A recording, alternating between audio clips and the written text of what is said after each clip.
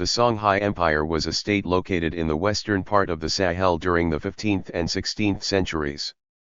At its peak, it was one of the largest African empires in history.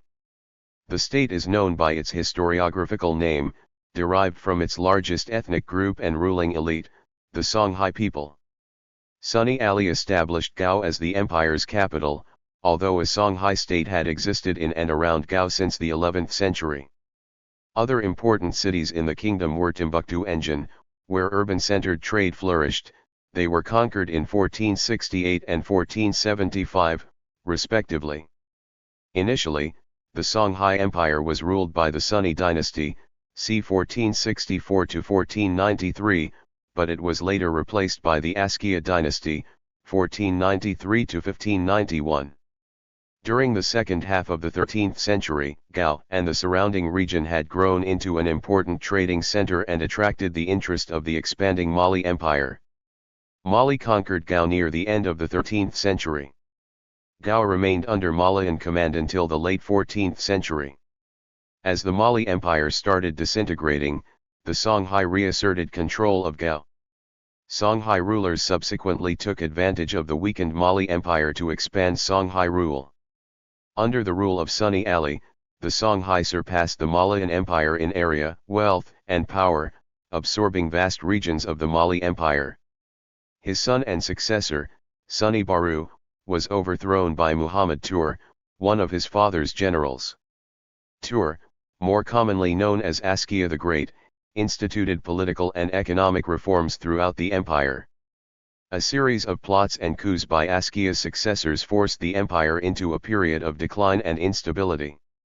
Askia's relatives attempted to govern the kingdom, but political chaos and several civil wars within the empire ensured the empire's continued decline, particularly during the rule of Askia Ishaq I.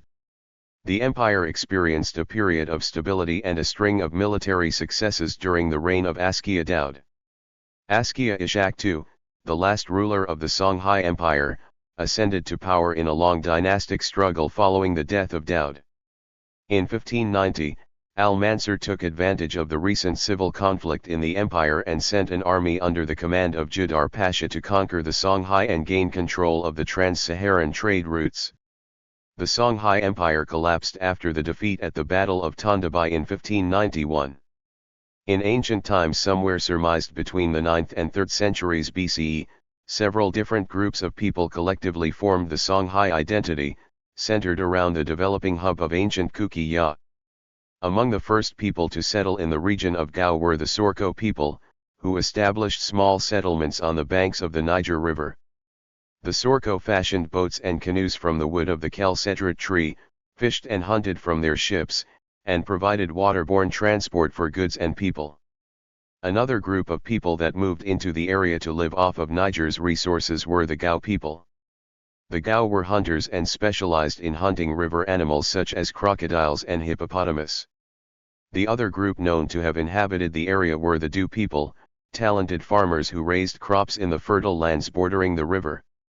Before the 10th century, these early settlers were subjugated by more powerful, horse-riding Songhai speakers, who established control over the area. All these groups gradually began to speak the same language, and they and their country eventually became known as the Songhai. Gao and Mali. The earliest dynasty of kings is obscure, and most information about it comes from an ancient cemetery near a village called Saini, close to Gao. Inscriptions on a few of the tombstones in the cemetery indicate that this dynasty ruled in the late 11th and early 12th centuries and that its rulers were given the title of Malik, Arabic for king. Other tombstones mention a second dynasty whose rulers bore the title Zuwa. Only myth and legend describe the origins of the Zuwa. The Tariq al-Sudan, History of Sudan, written in Arabic around 1655, provides an early history of the Songhai as handed down through oral tradition. It reports that the founder of the Ziyad dynasty was called Ziyad al-Yaman, also spelt Dishaliyaman, who originally came from Yemen and settled in the town of Kuki-Ya. What happened to the Zuwa rulers is yet to be recorded. The Sanyaja tribes were among the early people of the Niger Bend region. These tribes rode out of the Sahara Desert and established trading settlements near the Niger. As time passed, North African traders crossed the Sahara and joined the Tuaregs in their settlements. Both groups conducted business with the people living near the river. As trade in the region increased, the Songhai chiefs took control of the profitable trade around what would later become Gao. Trade goods included gold, salt, slaves, cola nuts, leather, dates, and ivory. By the 10th century, the Songhai chiefs had established Gao as a small kingdom, taking control of the people living along the trade routes. Around 1300, Gao had become prosperous enough to attract the Mali Empire's attention.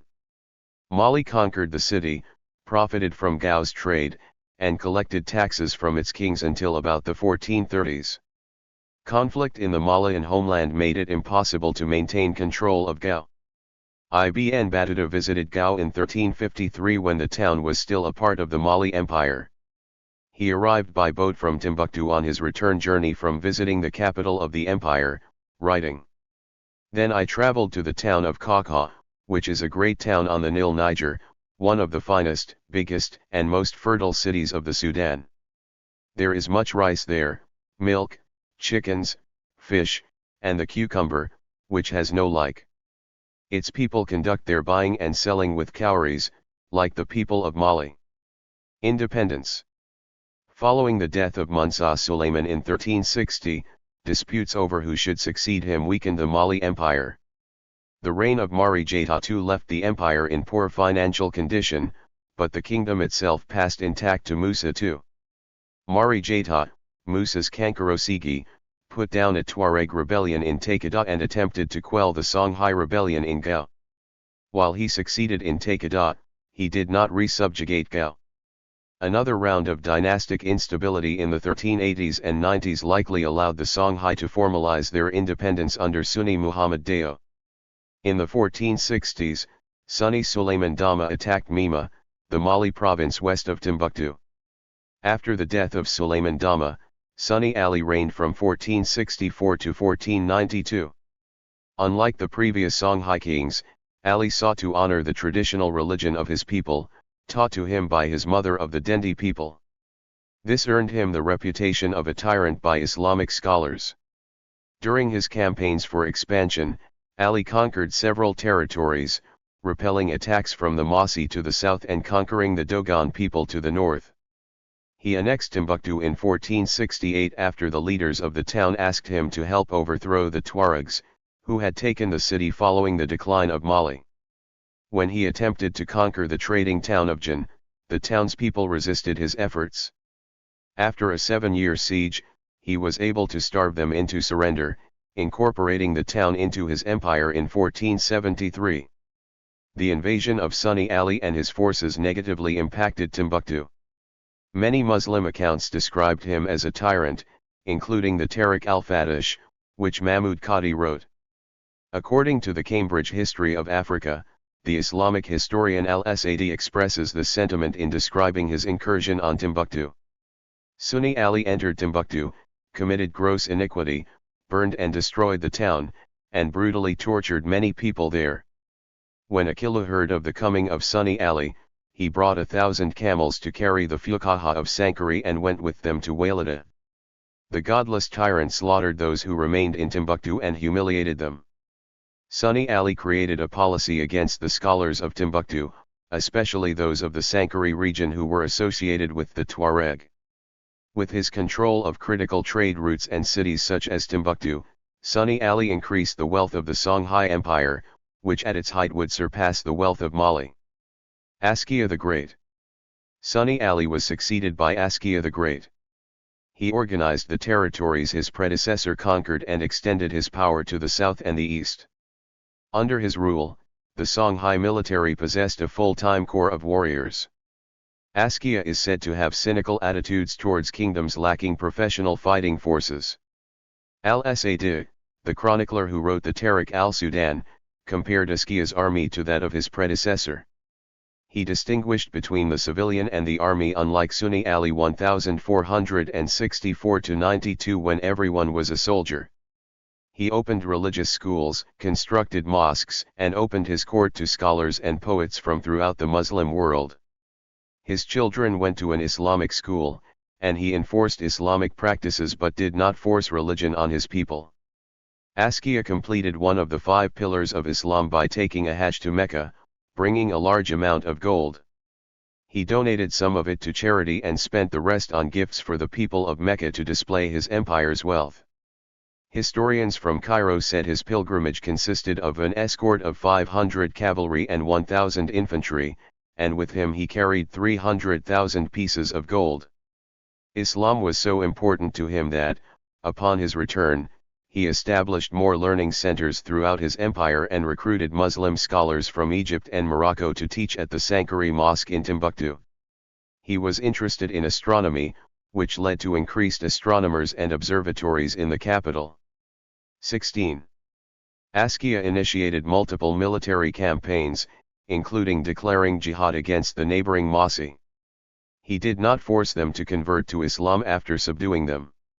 His army consisted of war canoes, a cavalry, protective armor, iron-tipped weapons, and an organized militia. He centralized the administration of the empire and established a bureaucracy responsible for tax collection and the administration of justice.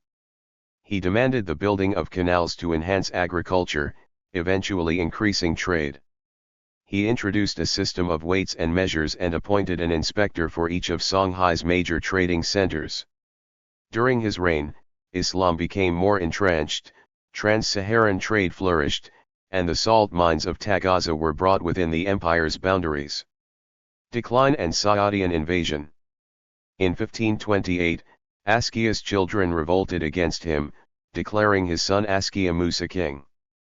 Following Musa's overthrow in 1531, the Songhai Empire went into decline. Following the death of Emperor Askia Daud in 1583, a war of succession weakened the Songhai Empire and split it into 2 feuding factions.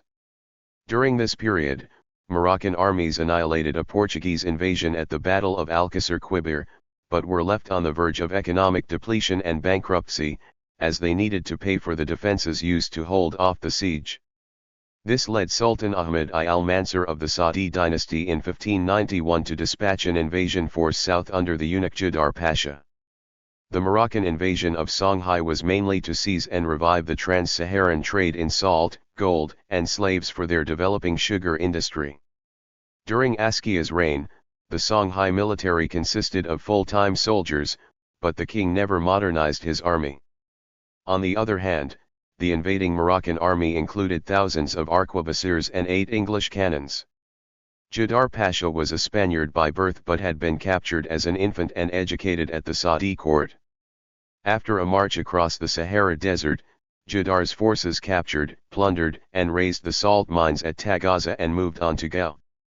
When Emperor Askia Ishak II, r. 1588–1591, met Jadar at the 1591 Battle of Tondabai, Songhai forces, despite vastly superior numbers, were routed by a cattle stampede triggered by the Saadi's gunpowder weapons. Jadar proceeded to sack Gao, Timbuktu, and Djenne, destroying the Songhai as a regional power. Governing so vast an empire proved too much for the Saadi dynasty. They soon relinquished control of the region, letting it splinter into dozens of smaller kingdoms. After the empire's defeat, the nobles moved south to an area known today as Songhai in current Niger, where the Sunni dynasty had already settled. They formed smaller kingdoms such as Wanzarb, Ayaru, Gothai, Dargal, Tara, Siki, Kokoro, Goroal, Karma, Namaro and further south, the Dendi which rose to prominence shortly after. Organization. The original Songhai Empire only included the area from the region of Timbuktu to the east of Gao. Provinces were created after a military expansion under Sunni Ali and Askia, whose territory was divided into 3 military zones. The Kurm, where the Balama, the Minister of Defense of the Empire and General-in-Chief of the armies in charge of military surveillance of the western provinces, including Mali, was based. The western garrisons were stationed there, and the Balama resided with part of the naval fleet in the port of Kibera. The other important personality was the Kurum Feri, who acted as governor and lived in Timbuktu, the provincial capital. The capital city of Gao, where the emperor resided with the central garrisons and part of the fleet commanded by the Hikoi, the admiral of the empire stationed at the port of Gao with more than 1,000 ships at its height. It was where most large-scale military campaigns started. The emperor was assisted in his military province in the south by the Tondi Pharma, governor of the province of Hamborai, and in the north by the Sergyukoi, the amenikal of Tadmakat and chief of the Berbers, in charge of the Saharan provinces and possessing a camel cavalry army. The Dendeferi led the eastern province of Dendi. This provincial governor has stationed a garrison in charge of the surveillance of the eastern provinces, including the Hausa kingdoms. The fleet was stationed at the port of Ayaro. The Songhai Empire at its zenith extended over the current territories of Mali, Niger, Nigeria, Mauritania, Senegal, most other Guinean coast countries and Algeria. Its influence stretched as far as Cameroon over a vast contiguous ethno-linguistic, cultural, and political space of Mande peoples, Gur, Dogon, Berbers, Arab, Fula, Wolof, Hausa, Sinink people, Akan people, and Yoruba people. An elite of Songhai horsemen led this population from nomadic Nilo-Saharan riders of the Neolithic coming from East Africa to mix with the Sorko fishing population and local Niger-Congo agriculturalists of the Niger River. At its peak, Timbuktu became a thriving cultural and commercial center. Arab, Italian, and Jewish merchants all gathered for trade. A revival of Islamic scholarship took place at the university in Timbuktu. Economy.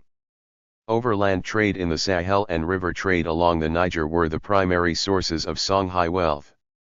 Trade along the West African coast was only possible in the late 1400s. Several dikes were constructed during the reign of Sunni Ali, which enhanced the irrigation and agricultural yield of the empire. Overland trade was influenced by four factors: camels, Berber tribe members, Islam, and the structure of the empire. Gold was readily available in West Africa, but salt was not, so the gold-salt trade was the backbone of overland trade routes in the Sahel. Ivory, ostrich feathers, and slaves were sent north in exchange for salt, horses, camels, cloth, and art. While many trade routes were used, the Songhai heavily used the way through the Fezzan via Bilma, Agades, and Gao. The Niger River was essential to trade for the empire. Goods were offloaded from camels onto either donkeys or boats at Timbuktu. From there, they were moved along a 500-mile corridor upstream to Djenne or downstream to Gao. The Jola, merchants, would form partnerships, and the state would protect the merchants and port cities along Niger. Askia Muhammad I implemented a universal system of weights and measures throughout the empire. The Songhai economy was based on a clan system. The clan a person belonged to ultimately decided one's occupation. The most common occupations were metal workers, fishermen, and carpenters.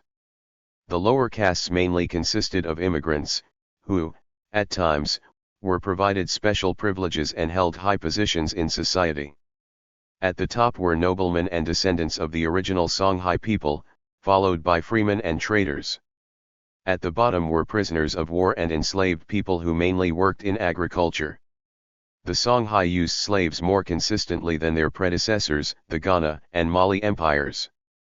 James Olson described the Songhai labor system as resembling trade unions, with the kingdom possessing craft guilds that consisted of various mechanics and artisans.